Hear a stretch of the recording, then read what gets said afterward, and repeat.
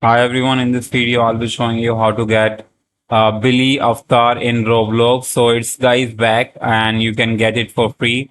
So you just need to go to roblox.com and now you have to search for Billy and choose Billy in marketplace.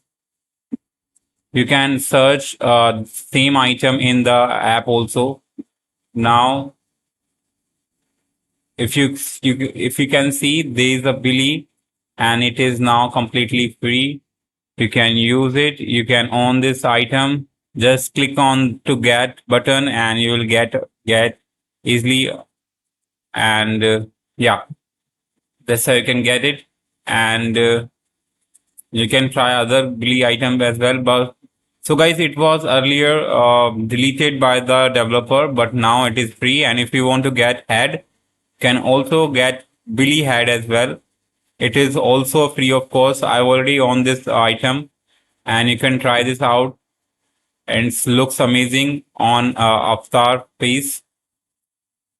You can see since the Avatar has hair, that's why it looks it just messed up.